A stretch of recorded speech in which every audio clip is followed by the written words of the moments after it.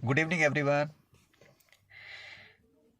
एक important conversation के लिए मैं आप सबके सामने हूँ और ये कन्वर्सेशन जुड़ा हुआ है फिजिक्स वाला से और अलग पांडे सर से।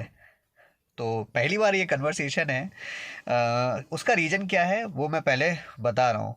और उससे पहले कुछ चीज़ें ज़रूरी हैं जो बताना बहुत इम्पॉर्टेंट है आप सबके लिए।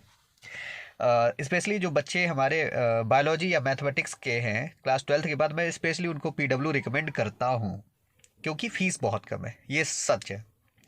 4000 में कोई ऑर्गेनाइजेशन आपको ये सब कुछ दे दे और साथ ही साथ सिलेक्शन कराए तो ये बहुत बड़ी चीज़ है। क्योंकि इसी की फीस मैंने 50,000 या 60,000 के देर अबाउट सुनी है। पे नहीं की क्योंकि मैंने उससे जुड़ा हुआ किया नहीं कुछ। मेरा सिंपली बीएससी एमएससी बीएड और फिर टीचिंग है। ठीक है। तो अब जो लोग बीटेक या नीट की तैयारी करते हैं उनके लिए स्पेशली ये कोर्सेज होते हैं और उसकी फ़ीस अच्छी खासी 60 से 80 90 1 लाख तक ली जा रही है। बट पीडब्ल्यू आया और 4000 में एक अफोर्डेबल प्राइस में उन्होंने पूरे ऑल ओवर इंडिया में ये फैसिलिटी प्रोवाइड कराई। ऑनलाइन में बहुत अच्छी की, शायद ऑफलाइन में फ़ीस मेरे हिसाब से ज़्यादा है, कुछ 40,000 या 50,000 जनरली जो है, तब भी हमें लगता है सबसे कम होगी।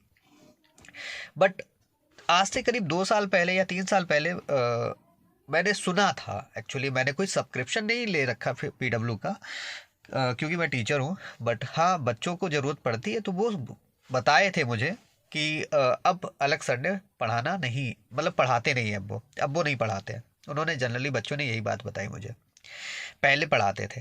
तो सर, मैं ये डायरेक्टली उनसे कह रहा हूँ कि आपका जो विजन है ना वो उसी समय टूट गया था। आपको टीचिंग कंटिन्यू रखनी चाहिए थी।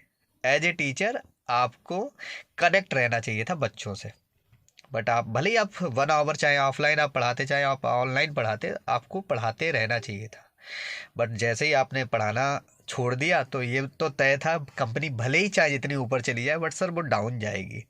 और इस डाउन की शुरुआत शायद, मुझे नहीं लगता कि ये वो टाइम है, बट मुझे लग रहा है कहीं ना कहीं जिस तरीके से टीचर्स ने जो बताया है, जो आपके दो टीचर हैं एमडी सर और तरुण सर जो भी हैं, उन्होंने जो एक्सप्लेन किया है आके अलग अलग प्लेटफॉर्म पे आके, शायद एक ही प्लेटफॉर्म मुझे लग रहा है संकल्प नाम से है।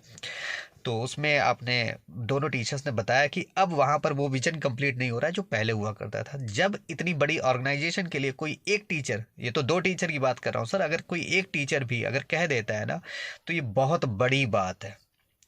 और वो टीचर कभी गलत नहीं होते, क्योंकि अब आप टीचर नहीं रहे। पीडब्ल्यू अलग Pandey sir is now a teacher, is not a teacher now, क्योंकि अब आप पढ़ा नहीं रहे हैं। तो अगर आप पढ़ाते होते तो साथ हर चीज़ को समझते, बट आपने पढ़ाना छोड़ दिया तो विजन तो उसी वक्त टूट गया था। और फिर अब ये जो टीचर्स आ रहे हैं जिस हिसाब से बोल रहे हैं, एज ए टीचर मैं ये कभी नहीं कहता मैं किसी ऑर्गेनाइजेशन के खिलाफ, या कि टीचर्स कभी किसी ऑर्गेनाइजेशन के खिलाफ नहीं होते। वो हमेशा ये चाहते हैं कि हर ऑर्गेनाइजेशन बच्चों के लिए बेहतर करे, क्योंकि वो मैनेजमेंट का काम है। ठीक है। ये जो फाउंडर है या जो भी है, ये सब उनकी रिस्पॉन्सिबिलिटी होती। बट इसका आप जब तक टीचर थे, क्योंकि जब आप ऑनलाइन भी ये बात, एक बात और कही जाती है आपके थ्रू, आपने शायद कहा होगा, स्पेशली अलग पांडे सर ने कहा होगा कि एजुकेशन में रिवॉल्यूशन तो टीचर लाएगा, 100% टीचर लाएगा। बट वो टीचर वो लाएगा जो लास्ट तक एजुकेशन से, टीचिंग से, स्पेशली ऑफिशियल टीचिंग से जुड़ा हुआ होगा, वही रिवॉल्यूशन सर लाएगा।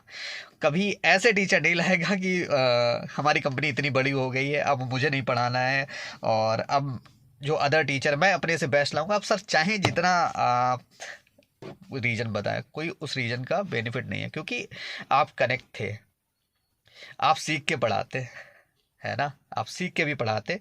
आप अगर वो टीचर्स आप लाए थे तो आप अपने लिए भी ला सकते थे, चीज़ों को आप समझते फिर आप पढ़ाते। बट आप क्या होता है उससे कि आप बच्चों से कनेक्ट रहते, खुद पढ़ते फिर आप पढ़ाते। क्योंकि सक्सेसफुल टीचर वही है जो पढ़ के पढ़ाए, पहले पढ़े चीज़ों को समझे। क्योंकि वहाँ पर क्या होता है कि चीज़ें एक तरीके से हम लोग बोलते हैं कि चीज़ें बदलती रहती हैं, तो आप बदली हुई चीज़ों को बच्चों को न्यू नॉलेज, एक तरीके से न्यू वे में चीज़ें एक्सप्लेन करेंगे।